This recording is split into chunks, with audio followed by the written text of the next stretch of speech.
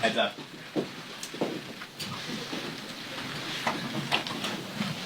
Good morning, everyone. Earlier this week, House Democrats stood on the side of the American people. Every single member of the House Democratic Caucus stood on the side of the American people in opposing the reckless Republican budget scheme. The Republican budget will set in motion the largest cut to Medicaid in American history. Children will be hurt, families will be hurt, seniors will be hurt, everyday Americans with disabilities will be hurt, hospitals will be hurt, and nursing homes will be hurt, all across America. Medicaid is about health care for children.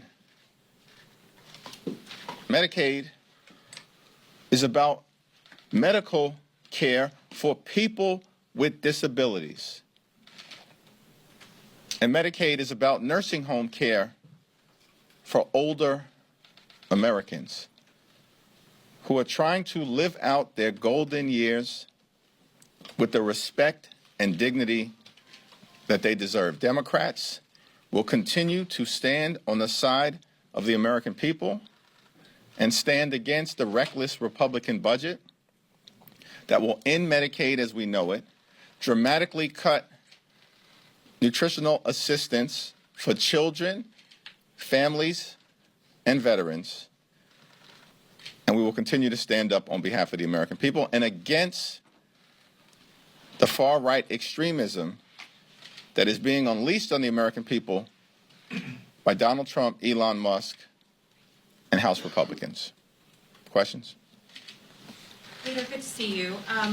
Republicans, and actually I should say the House Doge caucus this week, introduced a couple of different bills to cut back on waste. One of them is called the Drain the Swamp Act, another the Cuts Act, and the third, the Put Your Money Where Your Mouth Is Act. I don't know if you've looked at any of these, but is there no bill that Republicans put forth to cut back on waste that Democrats could get behind? Democrats are prepared to identify waste, fraud, and abuse within agencies and departments across the federal government. Every organization, every institution should be scrutinized in a manner consistent with protecting taxpayer dollars. That is not what the Doge effort is all about at this moment.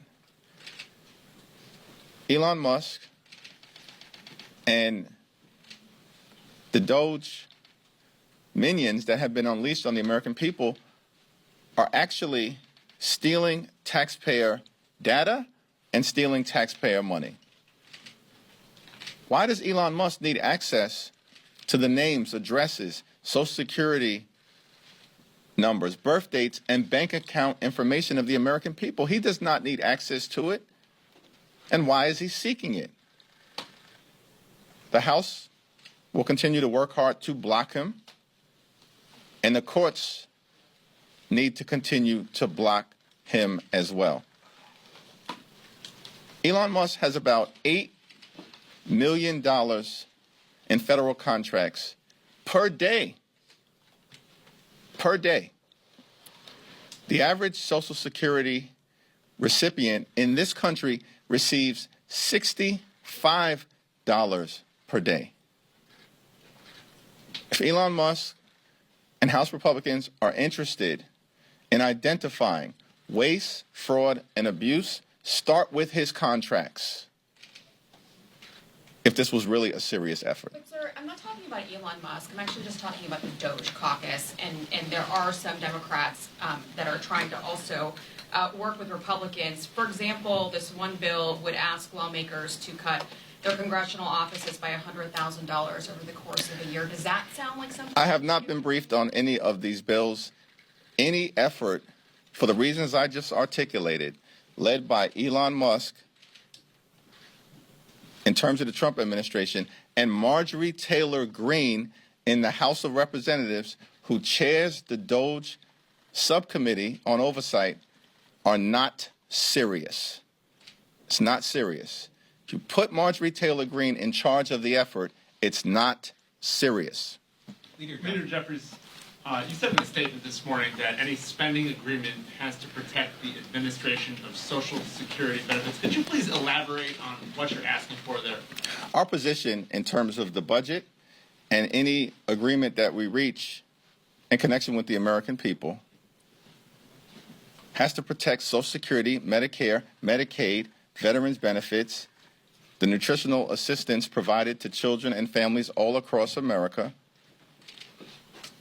and the American people. Hands off Social Security, hands off Medicare, hands off Medicaid. That's not a position that is new.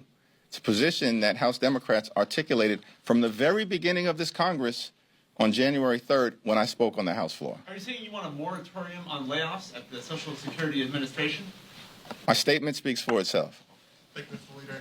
President Trump will be here next Tuesday to address a joint session of Congress. What are your expectations for the address? What are your expectations of your caucus? Can you talk about who you may be bringing? Just kind of flesh out what you're expecting to hear and see next Tuesday. Yeah, two questions that Donald Trump needs to answer. Why has he failed to do anything to lower the high cost of living in the United States of America? And why has the Trump administration unleashed far-right extremism on the American people in a way that represents an assault on the American way of life? Paul? To follow up on that, about Tuesday, you were here 5 years ago when he delivered his last State of the Union address.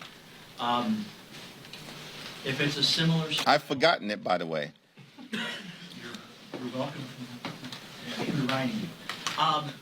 Have you talked at all to your members about how you want them to behave Tuesday night, given how the minority party has acted in recent years? Catherine Clark, who manages the floor as the House Democratic Whip, is in conversation with members across the caucus, and so that's probably a question at this moment that is best directed to her. Yeah. Back to this side, Kevin. We've seen, Mr. Leader, over the last couple weeks, Trump take a rather aggressive approach to New York State, be it congestion pricing, be it whatever you want to describe what's going on with the mayor. What do you make of that, and why do you think it's happening, and what should Democrats be doing in response to that? Well, New Yorkers are not going to be intimidated by Donald Trump, the administration, or any of the efforts to try to hurt the people of New York City and the people of New York State.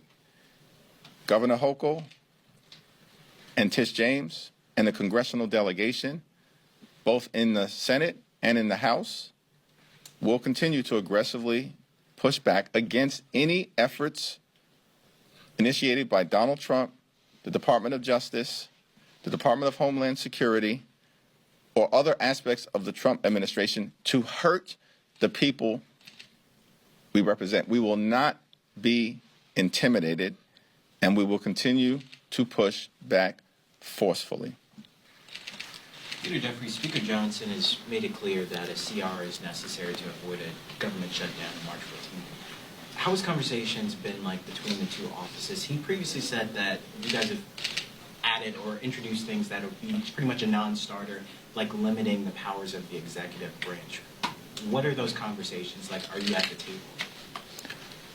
Speaker Johnson and myself had not had a conversation about the appropriations bills because those conversations at the moment are being led by Rosa DeLauro on the Democratic side and Tom Cole on the Republican side. We have great confidence in the leadership of Rosa DeLauro to negotiate in a way that is consistent with the values of the American people and the things that matter, which is how do we lower costs for everyday Americans? And how do we protect things like Social Security and Medicare and Medicaid? How do we make sure that people can pay their bills? And how do we keep the American people safe? Those are the core issues that Democrats are working on behalf of the American people. Republicans have the House, the Senate, and the presidency. And as we just saw 2 days ago, Donald Trump managed to be able to convince reluctant Republicans to vote for the largest potential cut to Medicaid in American history. We're going to stand on the side of the American people. It appears that Republicans in the House are going to stand on the side of their super rich donors and wealthy corporations. Thanks. Second row. 2 weeks ago, you said at the podium that Republicans looked like they were walking away from spending talks. Do you think things are back on track? Are you confident that a spending deal can be reached by the March deadline? Rosa, DeLauro, and Tom Cole continue to talk to each other as well as their Senate counterparts. Mr. Leader, how concerned are you, though, and how concerned our Democrats are, that even if it is what we would describe as a clean CR, that the administration is actually going to spend the money that is appropriated? For instance, if USAID is in this continuing resolution, which right now the administration has defunded, do Democrats need to stand up and put these safeguards in place or put language in this continuing resolution that forces the administration to spend the money that We will continue to make clear that the law has to be followed, including as it relates to the funding of the Social Security Administration. The American people are understandably concerned, frustrated, angry, scared at the assault that has been unleashed on them by the Trump administration and the far-right extremists in Congress. Congress funded the Social Security Administration so that everyday Americans in their golden years can receive the Social Security benefits that they are owed. By the way, Social Security and Medicare, they are not entitlement programs. When Republicans say they are entitlement programs, it's because they want to cut them. That's what this whole budget scheme is all about. That's what the effort to decimate the Social Security Administration is all about. Social Security and Medicare aren't entitlement programs. They are earned benefits. Everyday Americans have paid in to Social Security and Medicare throughout their entire working life. Every day, every week, every month, every year, their entire working life. House Democrats are going to stand on the side of the American people and stand on the side of Social Security, Medicare, Medicaid, and the things that matter to the quality of life of the American people. Go third row. You, yep. Yes, thanks, Mr. Leader. So is there a world where Democratic leadership whips against a CR if you don't get the assurances that you're seeking that Trump will, try to run roughshod over Congress? Appropriations process at this moment is in the hands of Rosa DeLauro on behalf of House Democrats. Backward. Thank you. So Republicans have been very adamant that Medicaid will not be gutted by this budget resolution. Where or what is the proof that Medicaid will be gutted by it, if there is any? Republicans are lying to the American people about Medicaid. The Republican budget authorizes up to $880 billion in cuts to Medicaid by directing the Energy and Commerce Committee to find those spending cuts. Everybody knows who has had any connection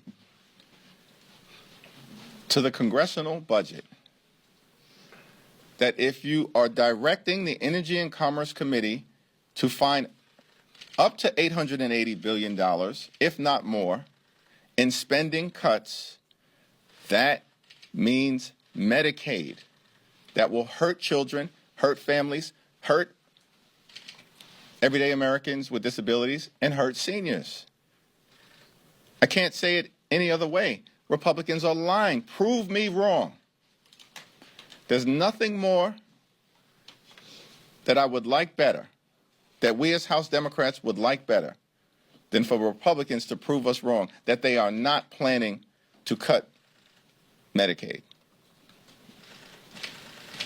Thank you, Leader. With CR negotiations still ongoing, we've had some Democrats say that they feel the relationship between leadership on both sides is at the worst point it's been in a very long time. Can you describe your relationship with Speaker Johnson and Republican leadership?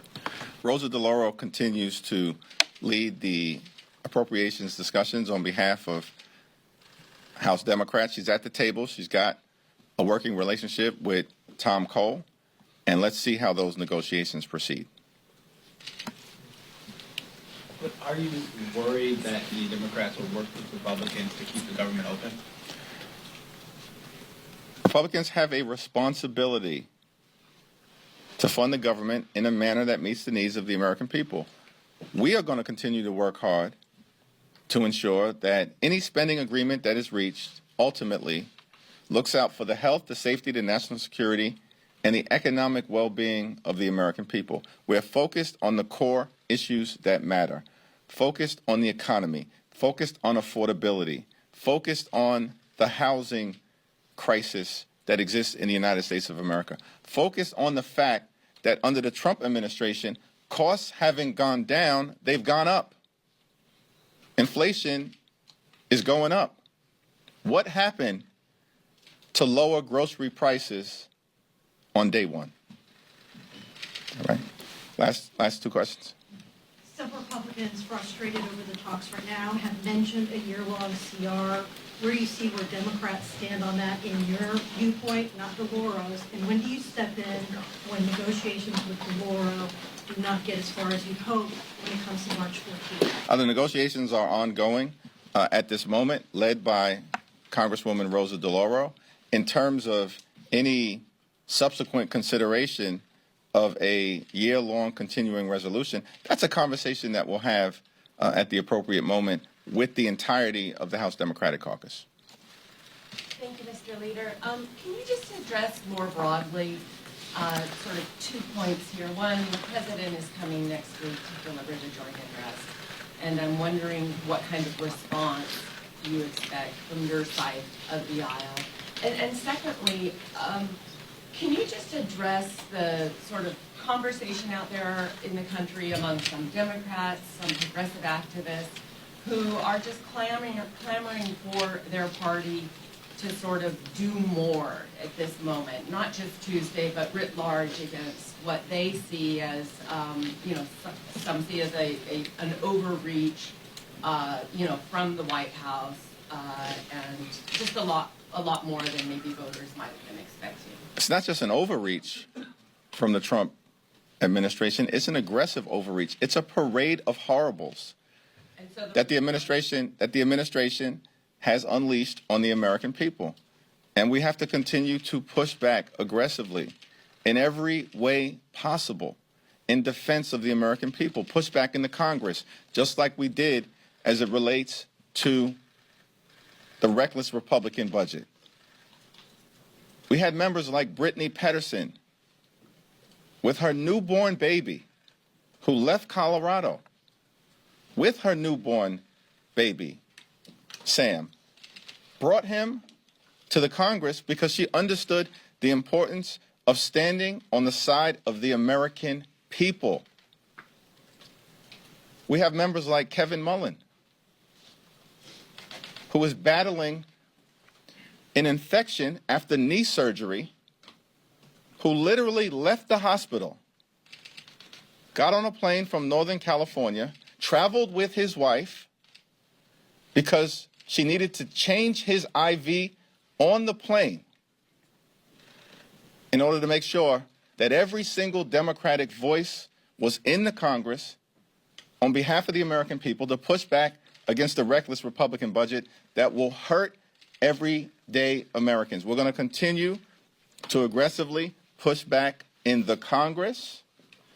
We have to continue to push back aggressively in the courts. More than 100 different lawsuits have been filed related to over 35 different unconstitutional and illegal executive orders.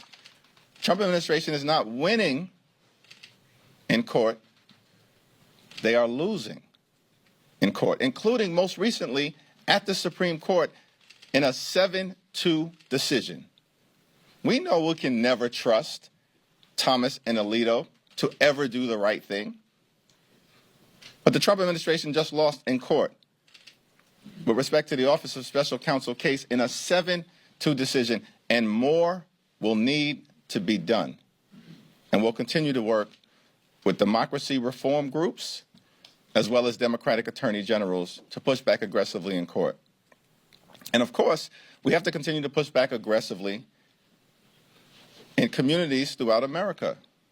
The American people are taking notice of what's happening. We understand there's a lot of anxiety, concern, fear, shock, and anxiety as it relates to these events that continue to unfold.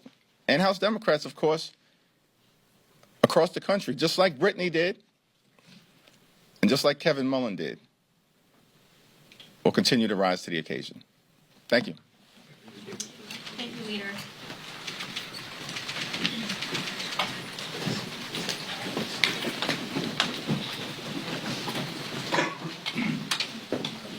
What's the Rosa DeLauro? I guess the